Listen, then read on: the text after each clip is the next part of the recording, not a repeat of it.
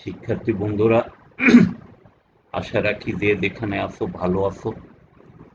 Data structure and algorithm সাবজেক্টের 11তম লেকচারে chapter 9-এ তোমাদের সবাইকে স্বাগত। আর এই কোভিড-19 এ সবাই সুস্থ আছো এই কামনা করে আমি আমার লেকচার আজকে শুরু করছি। আমি Mohammad Sakhawat Hossain, chief instructor computer, Khulna polytechnic institute, Khulna. আজকে তোমাদের ডাটা স্ট্রাকচার অ্যালগোরিদমের 11তম লেকচারে চ্যাপ্টার 9-এর সর্টিং অধ্যায় আলোচনা করব। এই সর্টিং অধ্যায়ের ভিতরে আজকে বাবুল সর্ট এবং কুইক সর্ট সম্পর্কে তোমাদের বিস্তারিত আলোচনা করব। যাই হোক, শুরু করা যাক। সর্টিং কি জিনিস? সর্টিং আমরা ডাটা স্ট্রাকচারের যে অপারেশনগুলো করছিলাম সেখানে বেসিক যে 4টি অপারেশন ছিল: ইনসার্টিং, ট্রাভার্সিং, ডিলিটিং, সার্চিং, আর দুটো স্পেশাল অপারেশন ছিল সর্টিং এবং merging. Sorting is a process of ordering or placing a list of elements from a collection in some kind of order. তো সর্টিং এমন একটা পদ্ধতি যেখান থেকে কোনো লিস্টের যে ডাটাগুলো আছে সেটা অ্যাসেন্ডিং বা ডিসেন্ডিং অর্ডার অনুযায়ী সাজানোর প্রক্রিয়াটাকেই বলা হয় sorting. Sorting is a nothing but storage of data in sorting order. অর্থাৎ এটা এমন কিছুই না, অর্থাৎ ডাটাগুলোকে বিভিন্ন সর্টিং অর্ডারে সাজানো হয়ে থাকে। সর্টিং এর জন্য লিখছি, sorting can be done in ascending and descending order. It arrange the data in a sequence which makes searching easier. এবং সর্টিং এ ডাটাগুলো এমনভাবে সাজানো হয় যাতে যে কোনো ডাটা আমাদের খুঁজে পেতে সহজ হয়। আমরা বিভিন্ন টাইপের সর্টিং এর সাথে পরিচিত হতে পারো। সর্টিং এর সম্পর্কে আমরা জানি। এখানে কিছু সর্টিং এর নাম তোমাদের দেখানো হয়েছে। একটা হচ্ছে insertion sort, selection sort, quick sort, merge sort, heap sort, shell sort, bubble sort, comb sort, counting sort, bucket sort, radix sort. এর ভিতর থেকে তোমাদেরকে আজ আমি বাবুল সর্ট এবং কুইক সর্ট সম্পর্কে আলোচনা করব। আমি শুরুতেই বাবুল সর্ট সম্পর্কে আলোচনায় যাচ্ছি। বাবুল সর্ট খুবই সহজ একটা সর্টিং অ্যালগোরিদম। এই সর্টিং অ্যালগোরিদমের প্রতিটা, অর্থাৎ এক জোড়া ডাটার মধ্যে তুলনা করা হয় এবং তার মধ্যে একটা অর্ডার অনুযায়ী সেই ডাটাগুলোকে সোয়াপ করা হয়। সোয়াপ মানে স্থান বিনিময় করা হয়। আগেই বলছি, এই ডাটাগুলো এই সর্টিং অ্যালগোরিদমে প্রতি জোড়া ডাটার মধ্যে তুলনা করা হয় এবং সেই অর্ডার অনুযায়ী সেই ডাটাগুলোকে স্থান বিনিময় বা সোয়াপ করা হয়। এবং এই অ্যালগোরিদমটা যদি বৃহৎ কোনো ডাটা হয় তাহলে সেক্ষেত্রে এটা সুইটেবল হবে না। এর অ্যাভারেজ এবং রো স্টেজ complexity big O N square, where n in the number of items.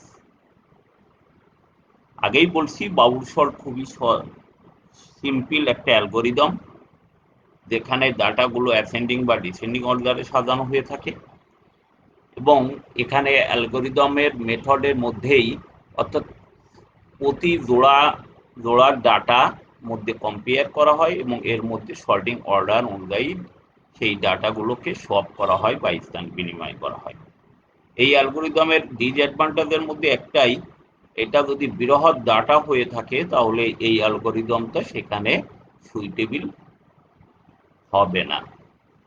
যাই হোক, আমরা অ্যালগোরিদম মেথডটা আমরা দেখা যাক। আমি এখানে একটা আনসর্টেড অ্যারে তোমাদের দেখানো হয়েছে, যার অ্যারে অর্থাৎ এখানে 5টি ডাটা দিয়ে দেখানো হয়েছে। এই 5টি ডাটার এখন এখানে দেখো, তুমি দেখতেই পারছো এই অ্যারেটা আনসর্টেড অর্থাৎ সর্টেড অবস্থানে নাই। এখন এই অ্যারেটাকে আমরা অ্যাসেন্ডিং অর্ডারে সাজাবো অর্থাৎ ছোট থেকে বড়। তাহলে বাবুল সর্ট টেকনিকে আমি এটা আলোচনা করব। আগে শুরুতেই বলে নিই, বাবুল শব্দের অর্থ বুদবুদ। যেমন কোনো একটা কুয়ার তলদেশ থেকে যদি কোনো বুদবুদ, ছোট একটা বুদবুদ যদি হয়, তাহলে যত উপরে ওঠে সেটা আরো বড় হতে হতে একসময় উপরে চলে আসে। এই বাবুল সর্ট মেথডটাও অনেকটা এরকম বুদবুদের মতো। অর্থাৎ এটা যে ডাটাগুলো এক একটা ফেজ অনুযায়ী কাজ করে এবং ফেজ অনুযায়ী কাজ করে ডাটাগুলো আস্তে আস্তে সর্টিং অবস্থায় চলে যায়। যাই হোক, এখন মেথডটা আলোচনা করি। আগেই শুরুতেই বলা হয়েছিল যে এটা এক জোড়া পেয়ার ডাটার মধ্যে তুলনা করা হয়। এ জায়গাও শুরুতে আমরা ফার্স্ট ফেজে আমরা 14 এবং 33 যে প্রথম দুটো ডাটা আছে, এই দুটো ডাটার মধ্যে আমি কম্পেয়ার করব। খেয়াল করে দেখো, একটু হাইলাইট করে এখানে দেখানো হয়েছে। আমি শুরুতেই 14 এবং 33-এর মধ্যে কম্পেয়ার করা আছে, একটু হাইলাইট করা আছে, দেখো তোমার ডাটাগুলো। এখানে 14 এবং 33-এর মধ্যে যদি প্রথম ডাটাটা যদি দ্বিতীয় ডাটাটা যদি প্রথম ডাটার চাইতে ছোট হয়, তাহলে তারা সোয়াপ হবে অর্থাৎ স্থান বিনিময় হবে। আর যদি প্রথম ডাটা যদি দ্বিতীয় ডাটার চাইতে ছোট হয়, তাহলে কোনো সোয়াপ হবে না। এখানে 14 আর 33-এর মধ্যে দেখতেই পারছো 33 বড়, অতএব এখানে এই ডাটাটা সর্টেড অবস্থায় আছে অর্থাৎ কোনো সোয়াপ হবে না। তাহলে 14 আর 14 প্রথম দুই ডাটার মধ্যে কোনো কম্পেয়ার হবে না। এরপর আবার দ্বিতীয় এবং তৃতীয় ডাটা খেয়াল করে দেখো, হাইলাইট করা আছে, 33 এবং 27 ডাটার মধ্যে কম্পেয়ার হচ্ছে। এখানে দেখো স্পষ্ট 33 27-এর চেয়ে বড়, অর্থাৎ 27 33 থেকে ছোট। তাহলে কি হবে? অবশ্যই এটা সোয়াপ হবে। তাহলে সব হইলে 27 33-এর জায়গায় আসবে এবং 33 27-এর জায়গায় আসবে। জাস্ট লাইক 14 33 এবং 27-এর মধ্যে তোমার ডাটাগুলো সব হবে। দেখো এর পরের স্লাইডে, তাহলে 27 এবং 20 অর্থাৎ 14-এর পরে 27 আছে এবং 33। এখন তাহলে কম্পেয়ার হবে কোনটা?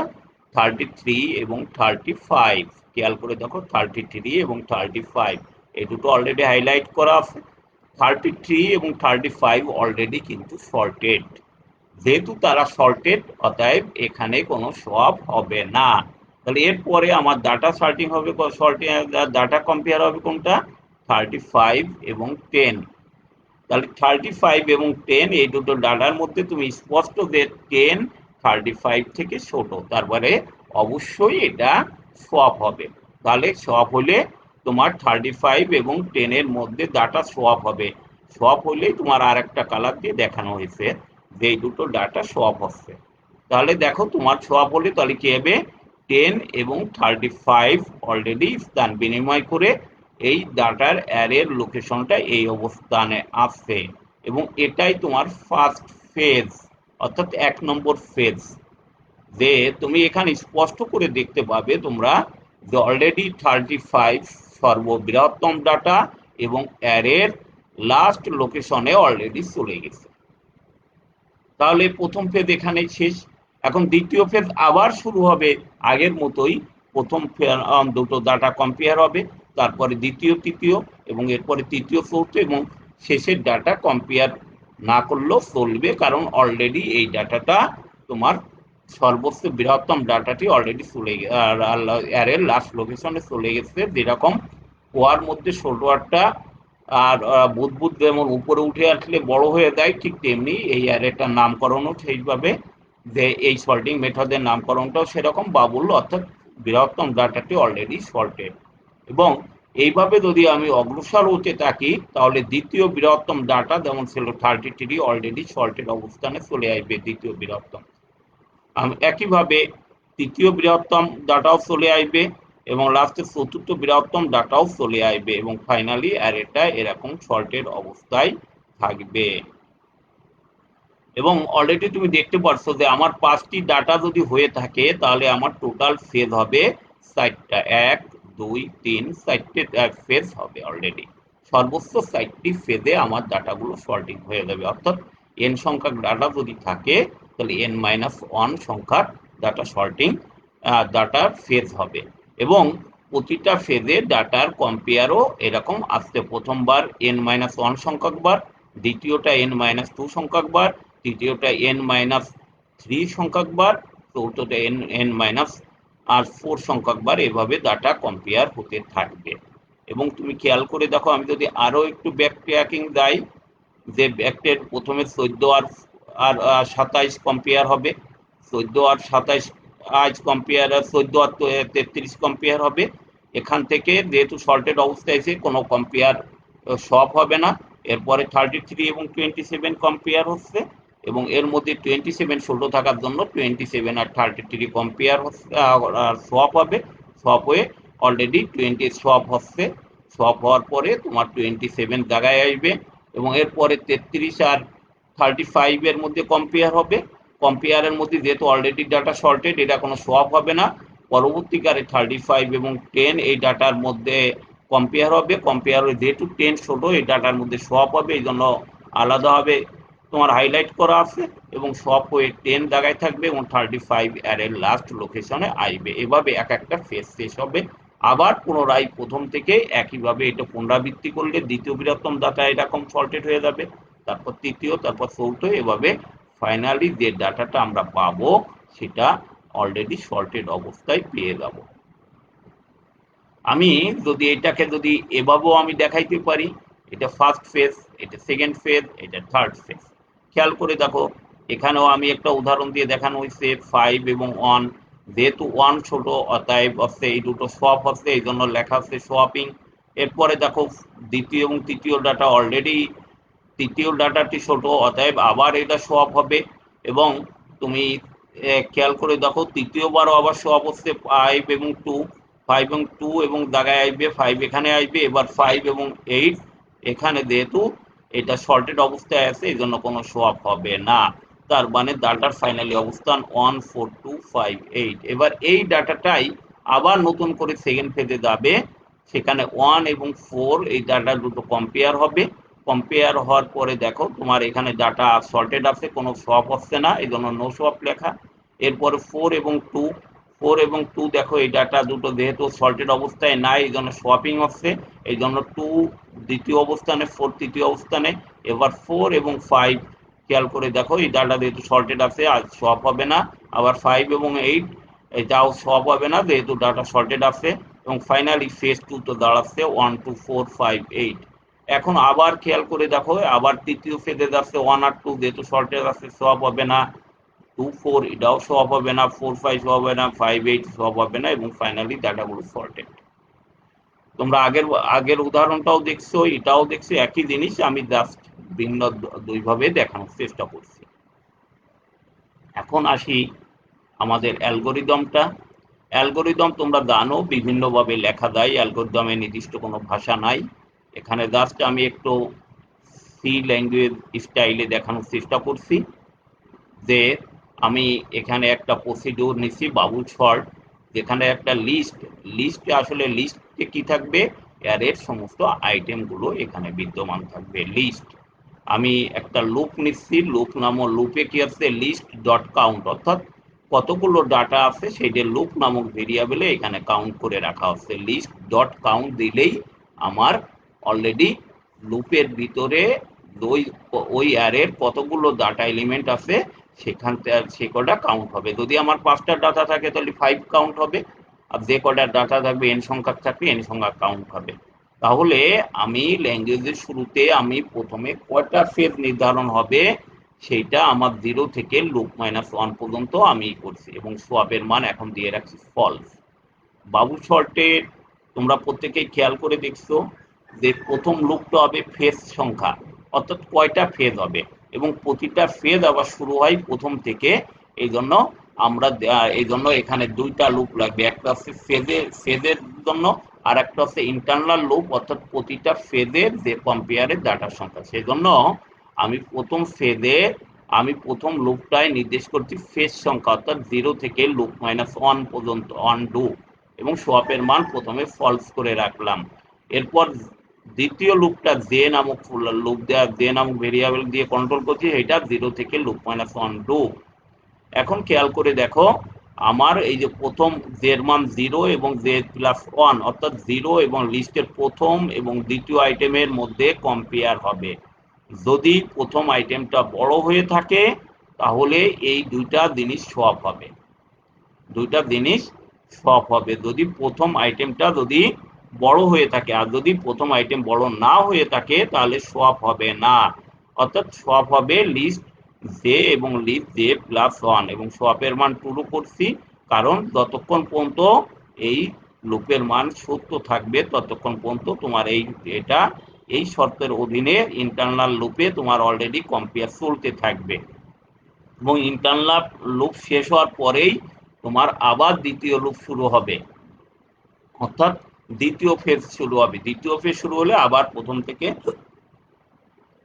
ডাটা এই শর্তাধীনে কম্পেয়ার হতে থাকবে, এবং এইভাবে কম্পেয়ার হতে হতে একসময় লুপ থেকে বেরিয়ে যাবে। যদি কোনো ডাটা যদি না হয়, অর্থাৎ এখনো তোমার এখান থেকে, তাহলে আমি আবারও বলি, তাহলে আমার প্রথম দুটো ডাটা এই ইন্টারনাল লুপের মধ্যে কম্পেয়ার হবে, সোয়াপের মান ট্রু, অর্থাৎ এর থেকে বেরোলাম। এই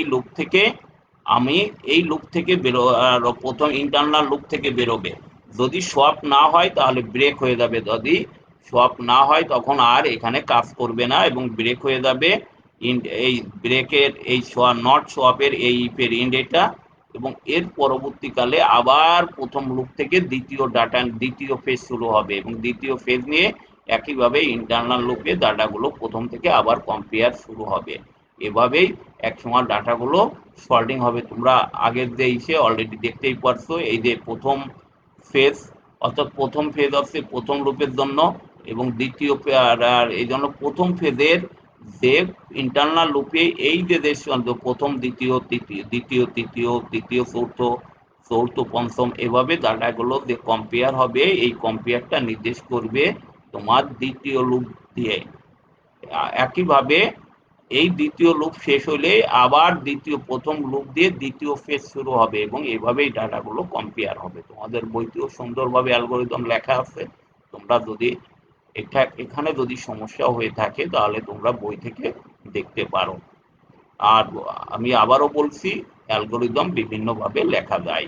আমি গতানুগতিক ধারায় এখানে তোমাদের অ্যালগরিদমটা লিখি নাই, একটু অন্যভাবে লিখছি, যাতে তোমাদের মধ্যে ক্লিয়ার হয় যে অ্যালগরিদম শুধু ওভাবেই লেখলে হবে না, একটু অন্যভাবে লেখাও যেতে পারে। যাই হোক, আমরা বাবুল সল্ট ইউজ করলাম। আমরা আগেই শুরুতেই বলছি, বাবুল সল্টের complexity order of big O N square.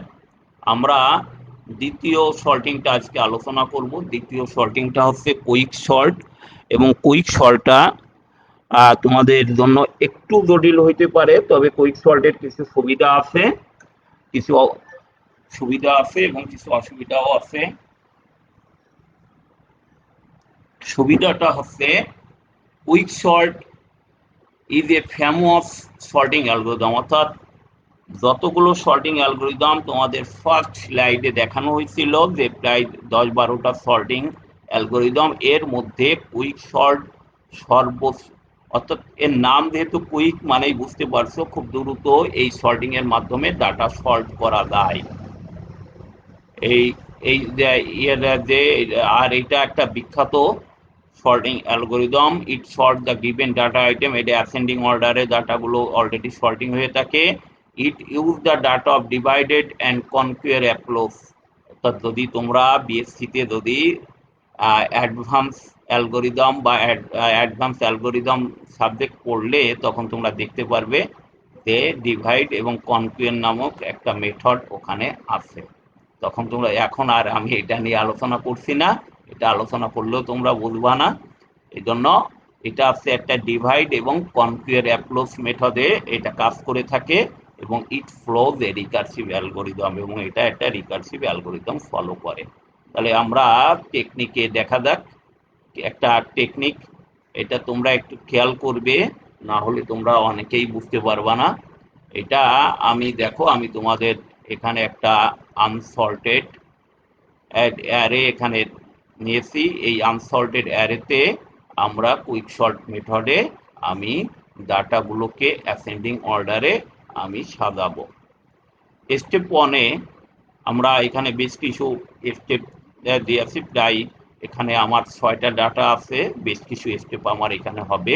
আমি এখানে 3টে ভেরিয়েবল আমি ইউজ করব, একটা হচ্ছে লেফট, একটা রাইট, অর্থাৎ লেফটটা লেফট পজিশনে থাকবে, রাইটটা রাইট পজিশনে থাকবে, এবং আরেকটি ভেরিয়েবল এখানে ইউজ করছি লগ বা পিভট।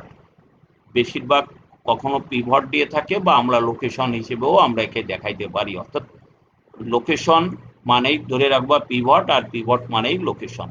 তাহলে আমরা এখানে অ্যালগোরিদমের শুরুতেই আমরা এখানে লোকেশন তাকে অর্থাৎ লেফট পজিশনে আমরা লোকেশনটাকে পয়েন্ট করব এবং অ্যারের লেফট পজিশন অর্থাৎ লেফট 0, রাইট অ্যারের শেষ লোকেশন অর্থাৎ 5, আর লোকেশন শুরুতেই লেফটে রাখবো। তাহলে দ্বিতীয় স্টেপে দেখা যাক কি হয়। দ্বিতীয় স্টেপের তোমরা দেখো যে লোকেশনটা আমার প্রথম লোকেশন আছে। এবার আমি হচ্ছে এই অ্যারেটাকে স্ক্যান করব, অর্থাৎ রাইট সাইড থেকে লেফট সাইডের দিকে। আবারও প্রত্যেকে খেয়াল করো, আমি যে রাইট ছিল 5 নম্বর পজিশনে, শেষ পজিশনে, আমি সেখান থেকে এই অ্যারেটাকে স্ক্যান করব লেফটের দিকে, রাইট সাইড থেকে লেফটের দিকে, অর্থাৎ লাস্ট থেকে লেফটের দিকে আসবে স্ক্যান করতে করতে, এবং রাইট সাইড রাইটের শুরু থেকে। তাহলে কি শর্ত দিনে, যতক্ষণ পর্যন্ত নাই এ লোকেশন এ রাইটের চেয়ে বড় হয়, এ লোকেশন ছোট হবে এ রাইট থেকে, অর্থাৎ আমার এ লোকেশন আছে 25, এই 25 এর থেকে ছোট ডাটা আমি খোঁজ করতে শুরু করব রাইট সাইড থেকে। তাহলে প্রথমেই দেখো আমার প্রথম ডাটাটা আছে, এখানে প্রথম ডাটাটা আছে 28, যেটা সাধারণত 25 এর চেয়ে বড়। তাহলে কি করব, আমার রাইট লোকেশন 1 কমিয়ে আনবো, অর্থাৎ A4 পজিশনে রাইট আনবো। A4 পজিশনে আছে ডাটা 20, আর প্রথম ডাটা আছে 25। তার শর্ত আমার আছে 25, কতক্ষণ সার্চ করব, 25 এর থেকে ছোট ডাটা যতক্ষণ, আর 25 থেকে বড় হবে ডাটা ততক্ষণ। কিন্তু এখানে খেয়াল করে দেখো, এখানে আছে এ রাইটে আছে 20, তার মানে এই শর্ত আর আমার মেনটেন হচ্ছে না, অর্থাৎ এখানেই আমার থেমে যেতে হবে। অর্থাৎ এখন যদি যেহেতু 20 ছোট পেয়েছি, এখন তাহলে 20 আর এই এ লোকেশনের ডাটা, অর্থাৎ এ রাইট এবং এ লোকেশনের এই দুটো ডাটার মধ্যে ইন্টারচেঞ্জ হবে, অর্থাৎ 25 আসবে এখানে এবং 20 যাবে এখানে।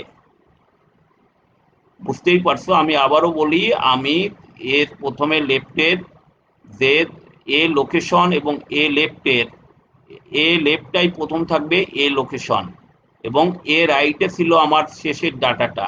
আমি এখন শেষের ডাটা আর প্রথম লোকেশন কম্পেয়ার করব, যদি এইটার থেকে যদি এই ডাটাটা যদি ছোট থাকতো তাহলে আগেই ইন্টারচেঞ্জ করে নিতাম।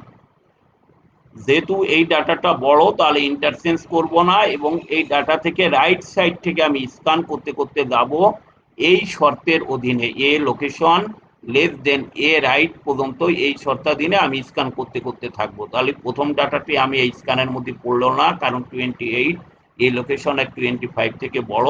তাহলে আমি পরবর্তী এ রাইটের মান আমি 1 কমাবো, অর্থাৎ আমি তাহলে এ কমায় এরপরে A4 পজিশনে দেখো আছে 20, তার মানে 20 নিশ্চয়ই 25 থেকে বড়, তার মানে ডাটা স্ক্যান এখানে থেমে যাবে এবং 25 এবং 20 এর মধ্যে ডাটা স্থানান্তর হবে বা সোয়াপ হবে।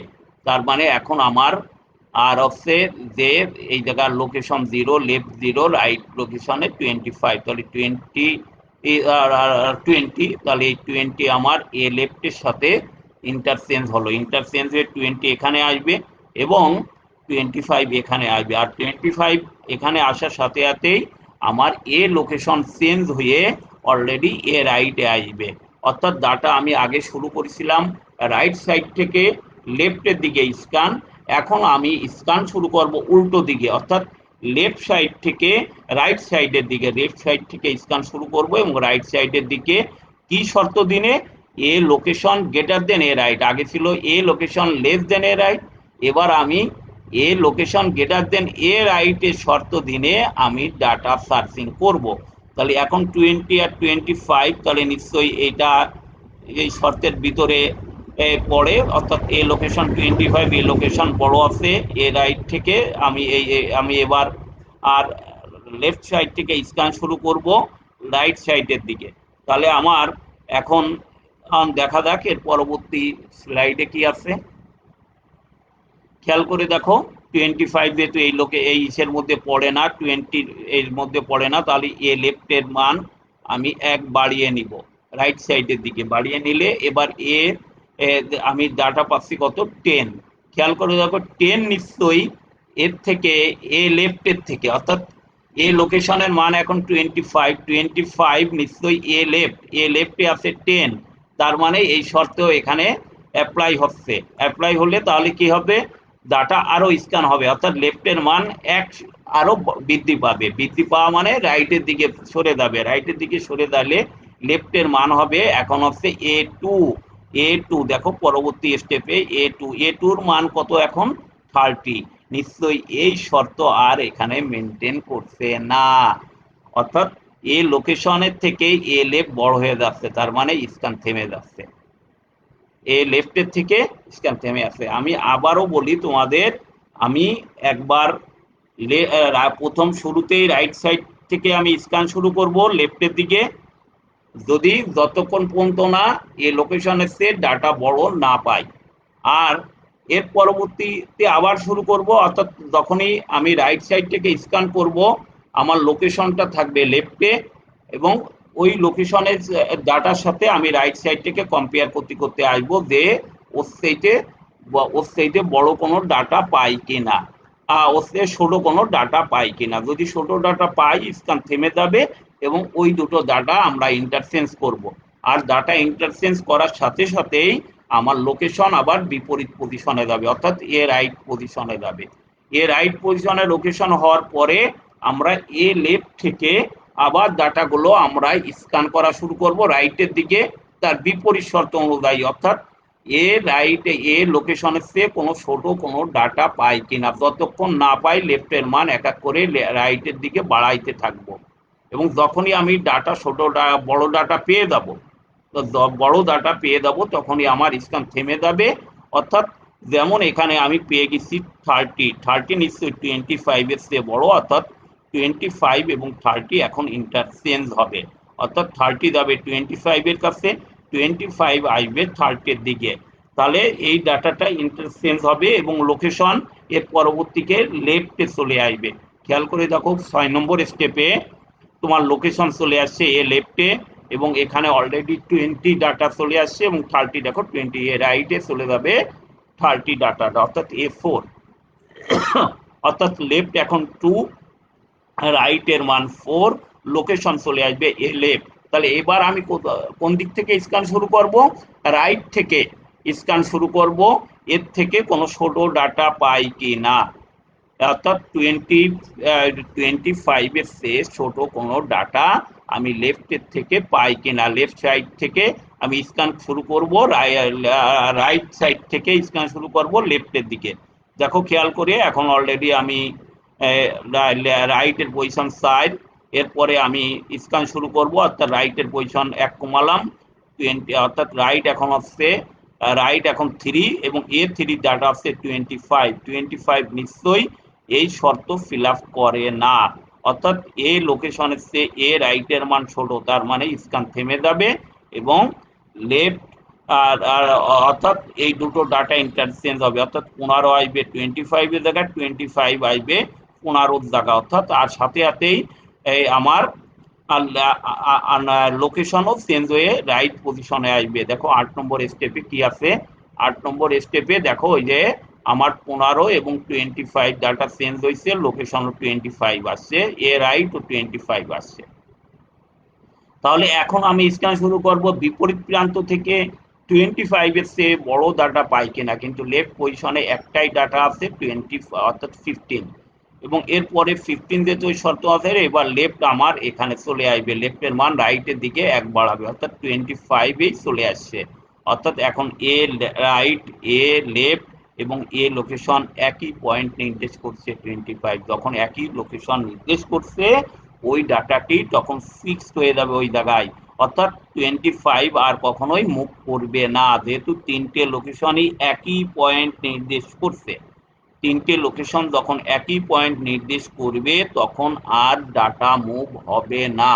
এবং তোমরা খেয়াল করে দেখো 25 সেই ডাটাটি, দেখো এই যে ডাটাটি এই পজিশনের, অর্থাৎ 25 এর লেফট সাইডে দেখো 25 এর চেয়ে ছোট ডাটাগুলো চলে গেছে এবং 25 এর চেয়ে বড় ডাটাগুলো রাইট পজিশনে চলে গেছে, অর্থাৎ অ্যারেটা দুই ভাগ হয়ে গেছে। 25 এর জায়গাটা স্থির রেখে 25 এর চেয়ে বড় ডাটাগুলো রাইট পজিশনে চলে গেছে এবং 25 থেকে ছোট ডাটাগুলো লেফট পজিশনে চলে গেছে। তার মানে আমার অ্যারেটা দেখো দুটো সাবলিস্টে তৈরি হয়ে গেছে। প্রথম সাবলিস্ট যেগুলো 25 এর চেয়ে ছোট, আর সেকেন্ড সাবলিস্ট রাইট সাব অ্যারে যেটাকে আমরা বলছি সেটা 25 এর চেয়ে বড়, এবং 25টা অলরেডি ফিক্সড হয়ে গেছে এই জায়গায়।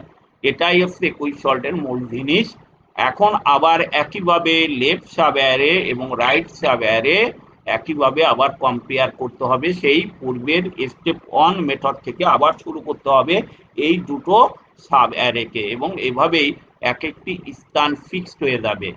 যদি আর কতক্ষণ পর্যন্ত এইটা এই স্ক্যান করতে হবে, যতক্ষণ পর্যন্ত না এ লেফট, এ রাইট এবং এ লোকেশন আর একই স্থান নির্দেশ না করে। যদি একই স্থান নির্দেশ করলে তখন ওই লোকেশনটি ডাটাটা ফিক্সড হয়ে যাবে এবং এবং লোকেশনের ওই অ্যারের যে ইন্ডেক্সের মানটাই তোমার রিটার্ন করবে। সেই জন্য লিখছি now left right point the same element, this indicate the terminate of procedure, এবং এই প্রসিডিউরটা অলরেডি ওখানে টার্মিনেট করবে।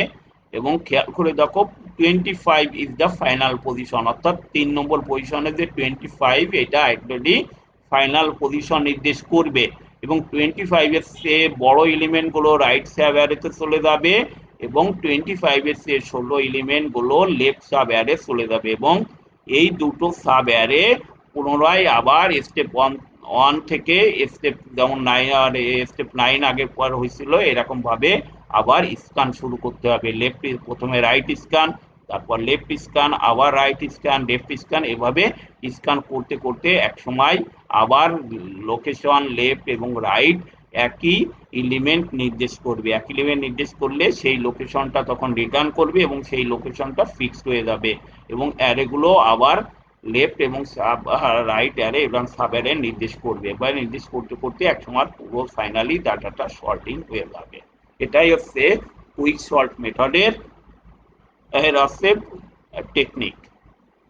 আমরা যদি অ্যালগোরিদমটা দেখি, অ্যালগোরিদম আমি এভাবেও লিখতে পারি, অর্থাৎ step 1 A choose the highest index value of pivot. তুমি পিভট মানেই বলছো যে লোকেশন যেটাকে আমরা পিভট ভেরিয়েবল হিসেবেই তোমাদেরকে বলা হয়েছে অলরেডি কুইক সল্টের শুরু অ্যালগোরিদমে বলছি পিভটটাই লোকেশন। কেউ যদি পিভট না লিখে লোকেশন লেখে তাহলেও সমস্যা নাই।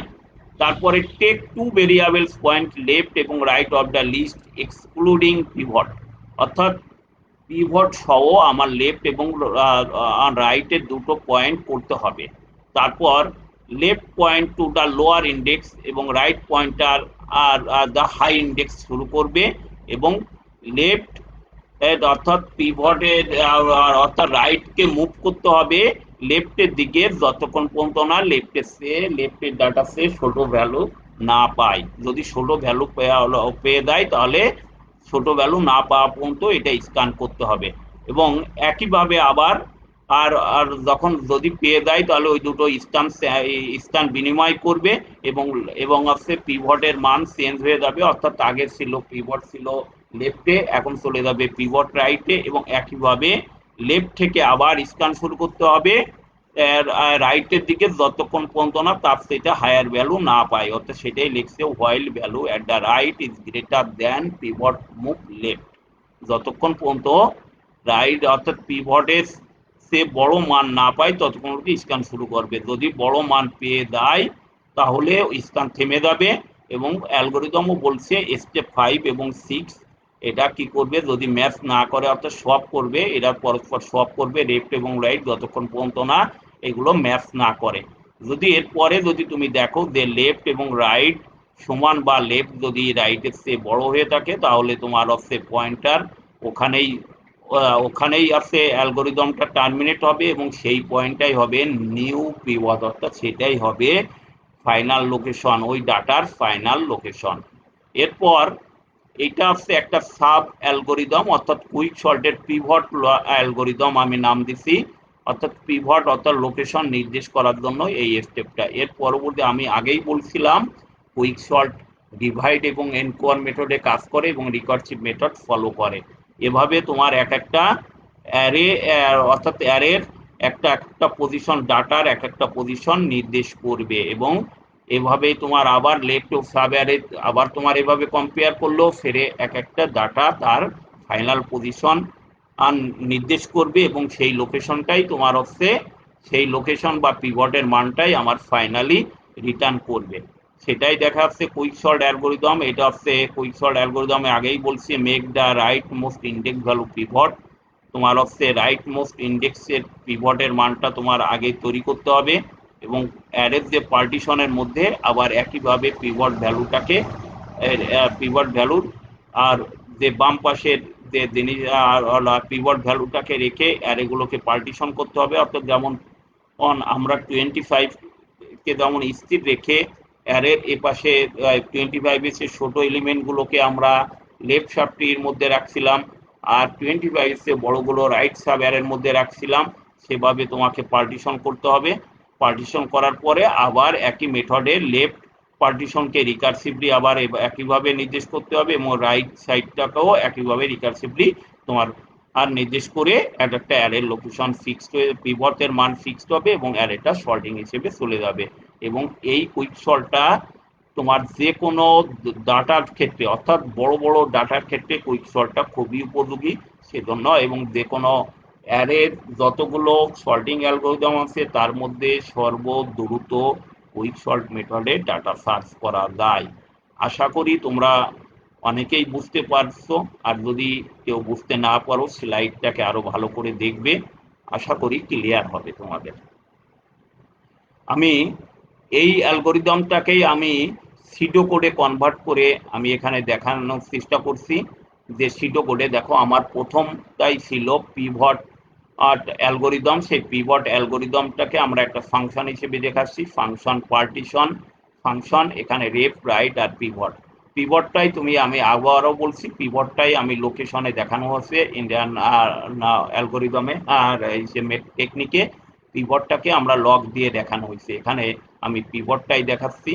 এখানে শুরুতেই তোমরা জানো যে অ্যারের লেফট পজিশন অর্থাৎ সর্বনিম্ন ইন্ডেক্সটাই ছিল লেফট এবং রাইটটা ছিল হচ্ছে রাইট পয়েন্টার রাইট -1, যেহেতু কোনো সিডো কোডে আমি অ্যারের মান যদি n হয় 0 থেকে শুরু করি সেই জন্য এর মান হচ্ছে n-1, এই জন্য রাইট -1 দেওয়া হয়েছে।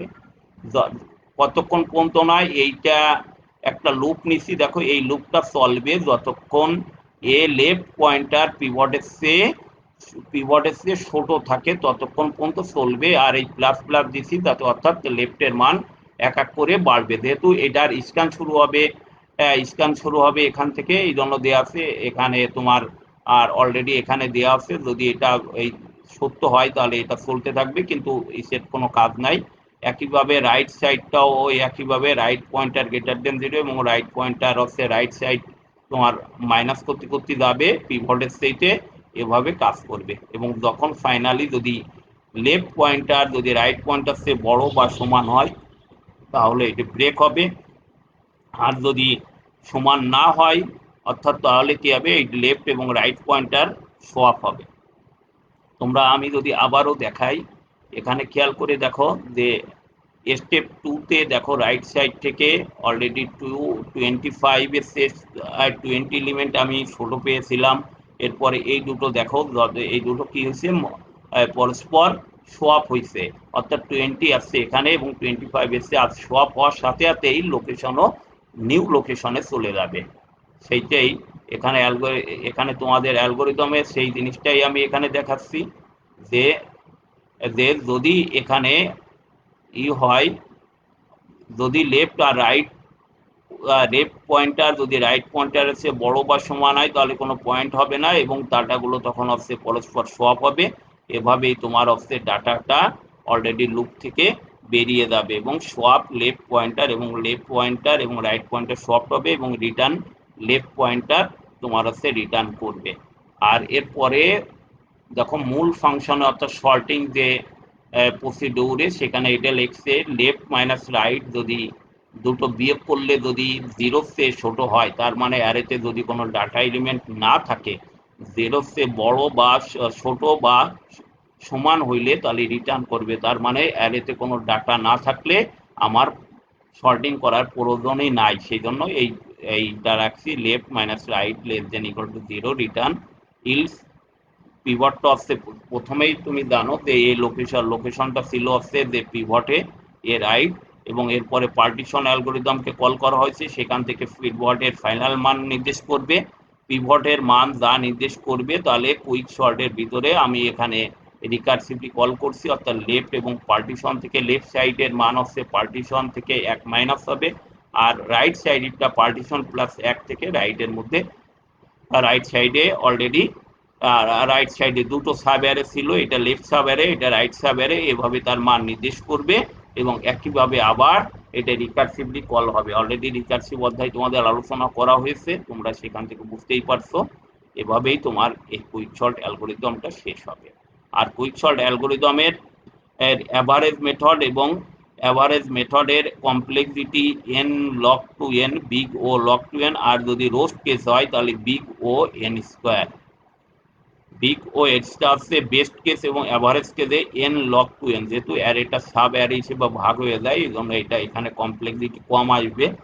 আর যদি রোস্ট কেস হয় তাহলে তোমার হচ্ছে সেই বাবুল সল্টের মতো big O n square complexity আসবে। আমি যদি অ্যাডভান্টেজ কি কুইক সল্ট অ্যালগোরিদমের অ্যাডভান্টেজ কি, আমি আগেই বলছি কুইক সল্ট এতে ইন ইন প্লেস সল্ট, অর্থাৎ it requires no temporary memory, কোনো অস্থায়ী মেমোরি এখানে দরকার হয় না। এটা অন্যান্য অ্যালগোরিদম থেকে খুবই ফাস্ট আর এখানে আরো অনেক সুবিধা আছে। Quick sort tends to make excellent uses of memory, অর্থাৎ এখানে ভার্চুয়াল মেমোরি বা ক্যাশ মেমোরি থেকে খুব এক্সিলেন্ট ভাবে ইউজ করা হয়। আর কুইক সল্ট আর easily parallelize due to divide and conquer nature, অর্থাৎ ডিভাইড এবং কোয়েন মেথড এর মতো এটা খুবই ইজিলি প্যারালাইজ করা যায়। আর ডিসঅ্যাডভান্টেজের মধ্যে আছে যদি এটা রোস্ট কেস হয় তাহলে disadvantage big O N square, আর ওরা এটা বাবুল সল্টের মতো এত স্টেবল না, অর্থাৎ কুইক সল্ট মেথডে তোমার বুঝতে গেলে একটু মাথা খাটাইতে হয়, বাবুল সল্টের মতো অত ইজি নয়। এটাই হচ্ছে ডিসঅ্যাডভান্টেজ। আমি একেবারে এই লেকচারের শেষেই চলে আসছি।